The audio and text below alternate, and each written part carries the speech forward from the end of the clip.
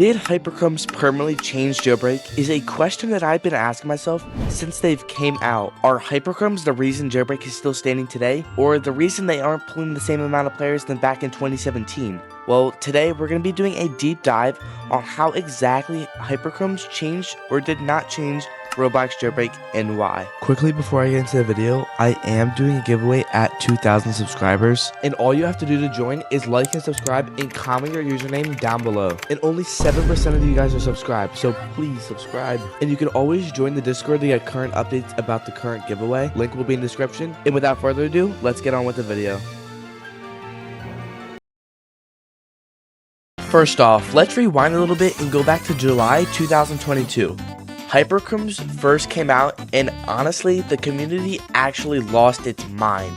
I remember waking up that morning and seeing the update logs and thinking, wait, a skin you can only get by luck? Before this, if you wanted a cool skin, you bought it or earned it in a season pass. But suddenly, Asimo dropped these 8 neon glowing and reflective textures that you could not just buy, you had to rob for them. And I'm telling you, those first 48 hours were pure chaos. Every single server was packed to the brim. Everybody was just running and rushing the jewelry store or the museum and all of the robberies, honestly, praying to see that spinning wheel and land on a color. We didn't even realize back then how rare a level 5 actually was, or even how rare it was going to be. We were all just hyped to get a level 1. It felt like Jailbreak had finally given us a legendary item, something that felt special, but little did we know that one update in July was about to fundamentally shift how this game works forever. And it wasn't just a new skin, it was a completely new era.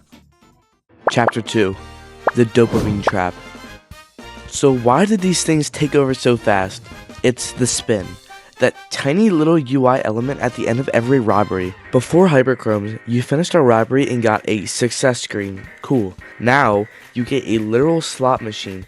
Even if you don't care about skins, seeing that neon hyper-colored red fly past your cursor, it triggers something in your brain. It triggers a massive release of dopamine, a neurotransmitter linked to pleasure, reward of anticipation, particularly due to the uncertainty of winning. Suddenly, people weren't quitting after an hour because they were bored. They were staying on it for just one more robbery to hit that pity percentage. At this point in time, it felt like everyone and their grandma was trying to get a HyperChrome and would grind for hours just to get it. Chapter 3. The Economy Apocalypse. Now we have to talk about the elephant in the room, the trading hub. Look, if you've spent more than 5 minutes in the trade island, you know it's a jungle. HyperChromes didn't just join the economy, they became the economy. When level 5 started appearing, values went absolutely nuclear. We saw the rise of Hypershift, the ultimate flex. But here's where it changed the game permanently. It created a massive wealth gap back in the day. The richest player just had all the seasonal cars. Now if you have a level 5 hyper, you're basically a billionaire. Back then. It made trading way more complex and honestly a lot more eventful. I remember the first hyper level 5 I got was hyper orange, and damn, it was clean. Here's a picture of me with it for anyone wondering. You probably don't, but anyways, hypers were honestly one of the biggest changes in the Roblox trading scene just because of how many new items with values were added to the game. Chapter 4. The pity problem and the grind. So let's talk about the pity system.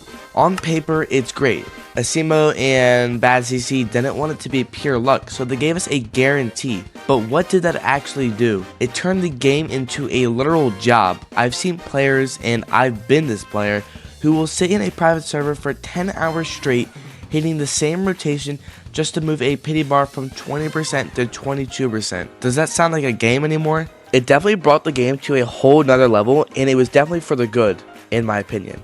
It also brought so much more content to the game, which I just love as well. Chapter 4. The visual identity. Visually though, you can't deny they look sick. Jailbreak has always had a very clean look, but HyperChromes added this layer of polish that made the game feel so much better.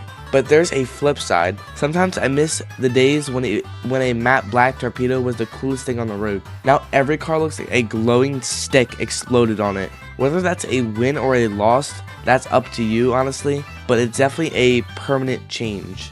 So did HyperChromes permanently change Jailbreak? Absolutely. They gave the game a heart when it was starting to feel flat. They gave us an endgame that takes years to finish. But they also brought in a level of grind culture and trading inflation that we can never really go back from. Jailbreak grew up, it went from a simple game to a massive complex ecosystem. I think it needed to happen. But hey, that's just my take. Do you guys think HyperChromes were the best thing to happen to the game? Or do you guys miss the simpler days? Let me know down in the comments. I'll be reading them while I try to hit my level 4 pity. Peace.